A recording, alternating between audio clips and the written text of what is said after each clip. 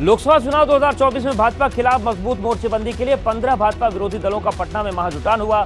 CM Nitish Kumar के आवास पर करीब पौने 4 घंटे तक विपक्ष की बैठक हुई और बैठक में आम चुनाव पर सहमति के साथ कई मुद्दों पर चर्चा हुई, लेकिन पुख्ता फैसला 12 जुलाई को शिमला में होने वाली अगली बैठक में होगा। 15 विपक्षी दलों की महाबैठक हुई। इस बैठक में 6 राज्यों के सीएम और 5 राज्यों के पूर्व सीएम समेत करीब 15 दलों के कुल 27 नेता शामिल हुए। विपक्ष के इस मंथन में सपा अध्यक्ष अखिलेश यादव भी शामिल थे। बैठक में 2024 के लोकसभा चुनाव में भाजपा की नरेंद्र मोदी सरकार को सत्ता से हटाने को लेकर रणनीति पर चर्चा हुई। साथ ही 19 दिनों बाद एक और बैठक का फैसला लिया गया। अगली बैठक 12 जुलाई को शिमला में होगी। चुनाव लड़ने की एक कॉमन एजेंडा तैयार कर रहे हैं और हम 10 का 12 तारीख को फिर हमारे इसमें हिमाचल में शिमला में हम आकर मिल रहे हैं। 2024 में कैसे भाजपा का मुकाबला करना है, इसे लेकर पटना में एक अणे मार्ग स्थित मुख्यमंत्री आवास पर तकरीबन 2.5 घंटे बैठक हुई, जिसमें सभी दलों ने साथ चुनाव लड़ने पर सहमति बनाई। बैठक के बाद नीतीश कुमार ने बताया कि अगली मीटिंग में तय हो जाएगा कि कौन कहां से लड़ेगा और कैसे लड़ेगा। के बारे में इन्होंने बता दिया है डेट, और वो बताया कि अभी हम लोगों ने कहा कि जल्दी करना है, तो ये लोग अगले महीने जल्दी से जल्दी करेंगे। एक मीटिंग हो जाएगा तो वो तो एकदम समझिए कि वो अंतिम रूप ले लेगा। कौन कहाँ लड़ेंगे, क्या है, सब चीज के बारे में सब हो जाएगा। तो सहमति थी, ये हो गया है और बहुत अच्छे ढंग से, और सब लोगों ने माना है कि हम लोग मिल करके चलेंगे। अब ये देखना है कि शिमला की मीटिंग में सहमति का कौन सा अध्याय सामने आता है। राजनीति की बात करते हैं, इसमें दो राय नहीं कि जितने भी दल एक साथ आने पर राजी हुए हैं उनकी अपनी महत्वाकांक्षाएं हैं, लिहाजा महागठबंधन के सामने चुनौतियां कम नहीं है। बहरहाल गठबंधन के नाम, संयोजक और सीट शेयरिंग के फॉर्मूले पर शिमला में चर्चा होगी। पटना की बैठक में हर सीट पर भाजपा के खिलाफ विपक्ष का मजबूत प्रत्याशी उतारने, भाजपा के खिलाफ बनने वाले गठबंधन का नाम, कॉमन मिनिमम प्रोग्राम, सीटों के बंटवारे का फॉर्मूले पर गहनता से मंथन हुआ। हालांकि इसका पूरा खाका खींचने के लिए सभी दलों ने 12 जुलाई को शिमला में एक और बैठक का ऐलान किया। विपक्षी दलों की साझा प्रेस कॉन्फ्रेंस में सपा अध्यक्ष अखिलेश यादव ने पटना का संदेश बताया। आज पटना और बिहार नए राजनीतिक नव जागरण का गवाह बन रहा है। आज केवल दल यहाँ नहीं बल्कि देश के लोग, देश के नेता मिल रहे हैं। पटना का संदेश यही है आज के कार्यक्रम का कि हम सब लोग मिलकर के काम करेंगे, मिलकर के, और देश को बचाने का, देश की जनता को, और देश कैसे आगे बढ़े। जाहिर इस बैठक में राहुल गांधी ने माना कि सभी दलों की विचारधारा में मतभेद है, बावजूद इसके सबको साथ आना होगा। हिंदुस्तान की नींव पर आक्रमण हो रहा है, फाउंडेशन पर, इंस्टीट्यूशंस पर, आवाज पर बीजेपी और आरएसएस आक्रमण कर रही है। मैंने मीटिंग में भी कहा यह विचारधारा की लड़ाई है और इसमें हम सब एक साथ खड़े हैं। इस बैठक के बाद आरजेडी प्रमुख लालू यादव बेहद उत्साहित दिखे। उन्होंने भाजपा के खिलाफ 2024 के लिए फिटनेस वाली हुंकार भरी। पूरी तरह से फिट हो गया है, अब बढ़िया से फिट कर देना है भाजपा। और आज जो बैठक हुई देश भर के नेताओं का, और खोल करके सभी लोगों ने अपने इरादा को रखा है। नीतीश कुमार बीजेपी को दिल्ली की सत्ता से हटाने के लिए विपक्षी पार्टियों को एकजुट कर रहे हैं। दूसरी ओर भाजपा छोटी पार्टियों को साथ लेने के साथ ही कई मोर्चे पर महाविजय का प्लान बना रही है। पटना में भाजपा के खिलाफ विपक्षी दलों की महाबैठक हुई, जिस पर भाजपा की ओर से करारा प्रहार किया गया। पटना में हुई महाबैठक में 15 विपक्षी दल शामिल हुए। मीटिंग का एजेंडा साफ है कि 2024 के चुनाव में बीजेपी को हराने के लिए सभी गैर विपक्षी दल एक साथ आएं। विपक्ष की इस बैठक पर केंद्रीय गृह मंत्री अमित शाह ने तीखा तंज कसा और कहा कि ये विपक्ष के फोटो सेशन के अलावा कुछ नहीं। अमित शाह ने दावा किया कि विपक्ष कितना भी जोर लगा ले, 2024 के चुनाव में भाजपा को 300 से ज्यादा सीटें हासिल होंगी। सारे विपक्ष के नेताओं को एक कहना चाहता हूँ, कितने भी हाथ मिला दो, आपकी एकता कभी संभव नहीं है, और हो भी गई तो कितने भी इकट्ठा होकर जनता के सामने आ जाइए। 2024 में 300 से ज्यादा सीटों के साथ नरेंद्र मोदी जी का प्रधानमंत्री बनना तय। वहीं भाजपा अध्यक्ष जेपी नड्डा ने ओडिशा के कालाहांडी से विपक्षी एकजुटता पर जबरदस्त प्रहार किया और एक साथ कांग्रेस, नीतीश कुमार और लालू यादव को आईना दिखाया। ये 23 तारीख को सारे पटना में ये गलबाइयां कर रहे हैं, गले मिल रहे हैं, मुलाकात कर रहे हैं। यही लालू प्रसाद यादव पूरे 22 महीने जेल, कांग्रेस की इंदिरा गांधी, राहुल की दादी ने इसको जेल में डाला था। आज पटना की धरती पर राहुल को आदर सहित उनको स्वागत करते हुए जब मैं इनकी तस्वीरें देख रहा हूं। जाहिर है 2024 से पहले भाजपा और विपक्षी पार्टियां दोनों चुनावी अखाड़े में कूदने की पूरी तैयारी कर रही हैं, जिसके लिए अपने अपने हिसाब से बिसात बिछाए जा रहे हैं। यूपी बोर्ड के सिलेबस में अब एक नया और महत्वपूर्ण बदलाव होने जा रहा है। छात्र अब उन महापुरुषों की जीवनी पढ़ेंगे जो अब तक स्कूलों के सिलेबस का हिस्सा नहीं थे।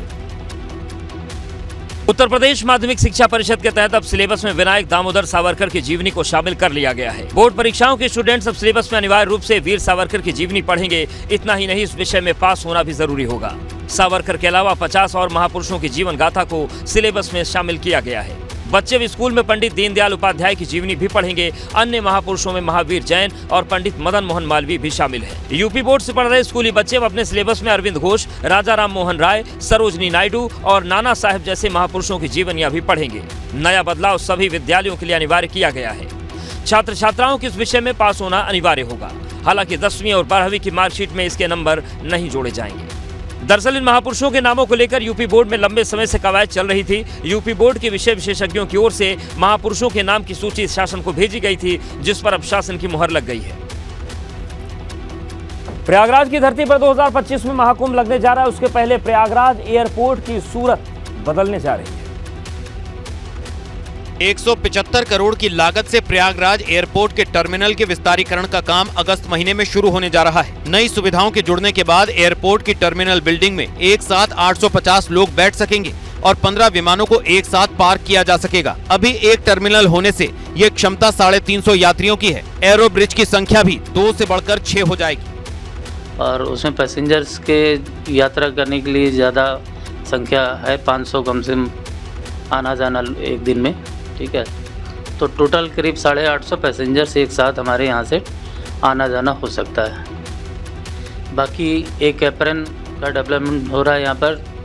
दूसरी बात, टैक्सी वे एक बन रहा है और सामने ये पार्किंग का भी एक प्रोविजन है, मतलब नए टर्मिनल के सामने मतलब टैक्सी का भी पार्किंग का है। प्रयागराज एयरपोर्ट पर फिलहाल 2 एरो ब्रिज हैं, जिनके जरिए यात्री विमान तक पहुँचते हैं। विस्तारीकरण योजना के तहत एयरपोर्ट पर 4 नए एरो ब्रिज बनेंगे। इसके बाद इनकी संख्या 6 हो जाएगी। 6 एरो ब्रिज बनने के बाद प्रयागराज एयरपोर्ट प्रदेश का पहला एयरपोर्ट बन जाएगा। इस वक्त प्रयागराज एयरपोर्ट से मौजूदा समय में 12 फ्लाइट संचालित हो रही हैं। कुंभ तक इनकी संख्या बढ़कर 16 से अधिक होने की उम्मीद है। एयरपोर्ट की नई टर्मिनल बिल्डिंग पूरी तरह सोलर एनर्जी से संचालित होगी। तो 2025 में होने जा रहे कुंभ के मद्देनजर प्रयागराज की सूरत बदल रही, जहां पर एक अतिरिक्त लाइन बिछाई जा रही, वहीं पर अब एयरपोर्ट का भी कायाकल्प होने जा रहा है। नए टर्मिनल के साथ बेहतरीन सुविधाएं भी लोगों को मिलेंगी। उत्तराखंड में मौसम विभाग ने जारी किया अलर्ट। 24 से 26 जून तक प्रदेश में भारी बारिश का रेड अलर्ट। मौसम विभाग की चेतावनी के बाद अलर्ट पर आपदा प्रबंधन विभाग।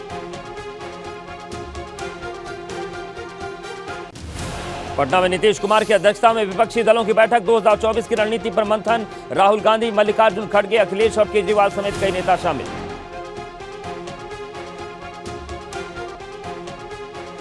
जम्मू कश्मीर गृह मंत्री अमित शाह ने विपक्ष की बैठक पर बोला हमला, कहा मोदी जी को हराने के लिए एक हो गए विपक्षी नेता, लेकिन 2024 में मोदी ही बनेंगे प्रधानमंत्री। केंद्रीय मंत्री स्मृति ईरानी के पटना में विपक्ष की बैठक को लेकर हमला, बोला, कहा कांग्रेस की छत्रछाया में ऐसे लोग इकट्ठा हो रहे हैं जिन्होंने आपातकाल को देखा, अकेले मोदी जी को हराने में सक्षम नहीं है कांग्रेस। भाजपा नेता शुभेंदु अधिकारी ने विपक्ष की बैठक पर बोला हमला, कहा यह परिवारवाद, भाई भतीजावाद और भ्रष्टाचारियों की बैठक, इससे नहीं पड़ने वाला कोई असर, अगली बार मोदी जी 400 के पार। पटना विपक्ष की बैठक पर भाजपा नेता शहनवाज हुसैन ने कसा तंज, कहा अभी हाथ मिला रहे हैं, बाहर निकलकर हाथ झटक देंगे, ब्रांड मोदी को कोई चुनौती नहीं दे सकता। पटना विपक्षी दलों की बैठक के बीच आम आदमी पार्टी का कांग्रेस पर हमला। आप प्रवक्ता प्रियंका कक्कड़ बोली, केंद्र के अध्यादेश पर कांग्रेस ने नहीं साफ किया अपना स्टैंड, भाजपा और कांग्रेस में डील हो गई। पटना में विपक्षी बैठक पर सीएम धामी का ट्वीट वार लिखा है गठबंधन नहीं ठगबंधन, महागठबंधन में जितनी पार्टियां हैं उतने ही प्रधानमंत्री उम्मीदवार भी। पटना विपक्ष की बैठक को ओपी राजभर ने बताया अच्छी पहल, कहा बातचीत का निकलेगा कोई हल, बसपा को साथ में जोड़ना चाहिए था, जब सत्ता में थे अखिलेश तब याद नहीं कर पाए पीडीए। भोपाल में कमलनाथ के खिलाफ लगाए गए आपत्तिजनक पोस्टर, कांग्रेस ने जताई आपत्ति, भाजपा पर गंदी राजनीति का आरोप लगाया। बराक ओबामा के बयान पर भाजपा नेता एन रामचंद्र राव ने कहा पीएम मोदी की अमेरिका यात्रा के दौरान बराक ओबामा का बयान सही नहीं, यह भारत का आंतरिक मामला, भारत में मुस्लिम सबसे ज्यादा खुशहाल। पूर्व अमेरिकी राष्ट्रपति बराक ओबामा के बयान पर बोले कांग्रेस नेता तारिक अनवर, कहा भारत में रहने वाले समुदायों के बीच होना चाहिए भाईचारा, भारत की एकता और अखंडता को बचाने के लिए भाईचारा जरूरी। डॉक्टर श्यामा प्रसाद मुखर्जी की पुण्यतिथि पर सीएम योगी ने दी श्रद्धांजलि, डिप्टी सीएम ब्रजेश पाठक भी रहे साथ, सीएम योगी ने आजादी की लड़ाई में उनके योगदान को बताया अहम। यूपी बोर्ड के पाठ्यक्रम में वीर सावरकर की जीवनी शामिल, 2023-24 के सत्र में पढ़ाई करेंगे छात्र, यूपी भाजपा ने चुनाव के दौरान पाठ्यक्रम शामिल करने का किया था वादा। प्रधानमंत्री नरेंद्र मोदी का अमेरिका की धरती से आतंकवाद पर कड़ा प्रहार, बोले आतंकवाद फैलाने वालों को सजा मिले। प्रधानमंत्री मोदी ने दुनिया को दिखाई न्यू इंडिया की झलक, अमेरिकी संसद में बोले भारत जल्द बनेगा दुनिया की तीसरी सबसे बड़ी अर्थव्यवस्था। प्रधानमंत्री मोदी के सम्मान में व्हाइट हाउस में डिनर का आयोजन, प्रधानमंत्री मोदी ने बाइडेन और जिल बाइडेन को कहा शुक्रिया। जम्मू कश्मीर कुपवाड़ा में घुसपैठ की कोशिश नाकाम, सुरक्षा वालों ने 4 आतंकियों को मार गिराया। टाइटैनिक का मलबा दिखाने ले गई पनडुब्बी में सवार 5 लोगों की मौत, यूएस कोस्ट गार्ड ने पुष्टि की। बरेली में वसूली को लेकर भिड़े बिजली विभाग के और जेई, दोनों में हुई गाली गलौज मारपीट, जेई के ट्रांसफर के बाद हुआ विवाद, लड़ाई का वीडियो सोशल मीडिया पर वायरल। ग्रेटर नोएडा में ट्रेन के ऊपर खड़े होकर युवकों के स्टंट करने का वीडियो वायरल, ट्रेन के ऊपर से हाई टेंशन लाइन के बावजूद अपने मसल्स दिखाते हुए स्टंटबाजी कर रहे युवक। बलिया में आकाशीय बिजली गिरने से पेड़ में लगी आग, पेड़ में आग का लाइव वीडियो सोशल मीडिया पर वायरल। बागपत में हाई टेंशन लाइन के तार की वजह से मकान में लगी आग, परिवार के 2 लोग आग में झुलसे, सूचना मिलने पर भी मौके पर नहीं पहुंची फायर ब्रिगेड की टीम। शाहजहांपुर में सड़क हादसे में एक ही परिवार के 5 लोगों की मौत, शादी समारोह में बाइक से घर लौट रहे थे सभी, सेरामऊ दक्षिण थाना क्षेत्र के दिलावरपुर गांव के पास हादसा। कानपुर में ऑटो पार्ट्स की दुकान में आग लगने से फैला धुआं, फायर ब्रिगेड की गाड़ियों ने दुकान का शटर तोड़कर आग बुझाई। हरिद्वार में कांवड़ मेले को लेकर तैयारियां शुरू, शिव भक्तों के लिए हेलीकॉप्टर से की जाएगी पुष्प वर्षा। उत्तराखंड के पूर्व सीएम भुवन चंद खंडूड़ी के बेटे और कांग्रेस नेता मनीष खंडूड़ी ने भाजपा सरकार पर कसा तंज, कहा चुनाव आते ही धर्म की राजनीति करती है भाजपा, आगामी लोकसभा चुनाव में जनता भाजपा को मुंहतोड़ जवाब देगी। प्रधानमंत्री कार्यालय के प्रमुख सचिव पीके मिश्रा और सलाहकार भास्कर खुलबे पहुंचे बद्रीनाथ धाम, पीएमओ के संयुक्त सचिव मंगेश गिरलियाल समेत तमाम वरिष्ठ अधिकारी मौजूद रहे। केदारनाथ धाम और पैदल मार्ग से अब तक 40,000 प्लास्टिक की बोतलों को किया गया इकट्ठा, इस बार साफ सफाई की व्यवस्था से पैदल यात्री संतुष्ट, प्रशासन की ओर से जागरूकता कार्यक्रम में देश विदेश के लोग ले रहे हैं हिस्सा। उत्तराखंड में 24 से 26 जून तक भारी बारिश का रेड अलर्ट, नदी नालों का जलस्तर बढ़ने और भूस्खलन की मौसम विभाग ने दी चेतावनी, यात्रा के दौरान लोगों से सावधानी बरतने की सलाह। जोशीमठ में हेलंग मारवाड़ी बाईपास के विरोध में बाजार बंद, व्यापारियों और स्थानीय लोगों ने बद्रीनाथ स्टैंड से मारवाड़ी चौक तक निकाला मार्च, मारवाड़ी बाईपास को बंद करने की सरकार से मांग। उत्तरकाशी में नशे के खिलाफ पुलिस का अभियान जारी, बधेड़ती में पुलिस कर्मियों ने भांग की खेती को नष्ट किया। लखनऊ में अवैध उत्खनन पर चला बुलडोजर, नगर निगम ने कार्रवाई को अंजाम दिया, थाना आलमबाग के बिहार नगर क्षेत्र का मामला। उन्नाव में सामुदायिक स्वास्थ्य केंद्र में एसडीएम के औचक निरीक्षण मिली खामियां, निरीक्षण में मिली एक्सपायरी दवाएं, एसडीएम ने जांच रिपोर्ट डीएम को सौंपी। उन्नाव में एनडीआरएफ की टीम ने सदर तहसील में मॉक ड्रिल का आयोजन किया, फंसे लोगों का रेस्क्यू करने का दिया प्रशिक्षण। बरेली के श्यामगंज में मूर्ति की स्थापना करने पहुंचे कल की पीठाधीश्वर कांग्रेस वरिष्ठ नेता आचार्य प्रमोद कृष्णम, कहा भाजपा से मुकाबला करना है तो पूरे विपक्ष को कांग्रेस का साथ देना होगा। सुल्तानपुर में 2 कैदियों की मौत हुई, पुलिस ने शव को पोस्टमार्टम के लिए भेजा, डीएम ने जांच के आदेश दिए। झांसी में लाखोरी डैम का पानी बुडाई गांव में पहुंचा, गांव में पानी भरने से घर छोड़कर जा रहे ग्रामीण, एसडीएम ने कहा सभी लोगों को मुआवजा दे दिया गया है। उन्नाव की सदर तहसील में एनडीआरएफ ने कराई मॉक ड्रिल, किसी भी प्राकृतिक आपदा से निपटने के लिए एनडीआरएफ तैयार, जिला प्रशासन, एनडीआरएफ, एसडीआरएफ, फायर सर्विस और पुलिस के अधिकारी मौजूद रहे। हमीरपुर के सदर अस्पताल में नहीं थम रही मरीजों से उगाही, इमरजेंसी में घायल युवक के इलाज के लिए मांगे 270 रुपए, पैसे नहीं देने तक युवक का नहीं किया गया इलाज। लखीमपुर खीरी में आवारा पशुओं से परेशान लोगों ने भाजपा विधायक विनोद अवस्थी को दिया ज्ञापन, लोग बोले कोई विकल्प नहीं बचा, अब धर्म बदल लेंगे। गोरखपुर में कोतवाली थाना क्षेत्र की विजय चौक के पहले खोआ मंडी गली मोड़ पर लगी आग, दमकल कर्मियों ने आग पर कपाया काबू। गाजियाबाद के साहिबाबाद थाना क्षेत्र के राजेंद्र नगर इंडस्ट्रियल एरिया में फैक्ट्री में लगी आग, दमकल की गाड़ियों ने आग पर काबू पाया। सहारनपुर में चलती कार बनी आग, खगोला कार सवार 2 युवकों ने कूदकर बचाई जान, गागलहेड़ी के यमुनानगर हाईवे पर हुआ हादसा। बिजनौर में सांड ने युवक पर किया हमला, इलाज के दौरान युवक ने तोड़ा दम, थाना किरतपुर इलाके का मामला।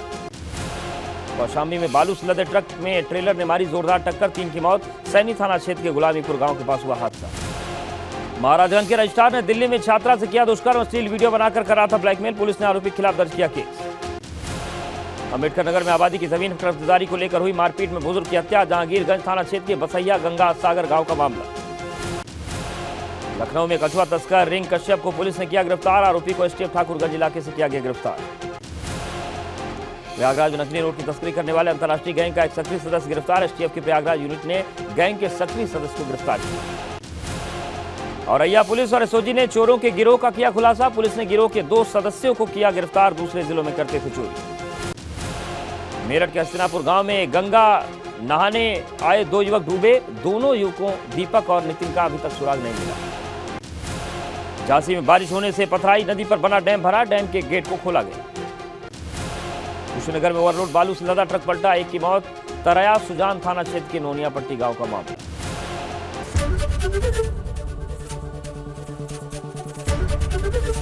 एबीपी गंगा, खबर आपकी, जुबान आपकी।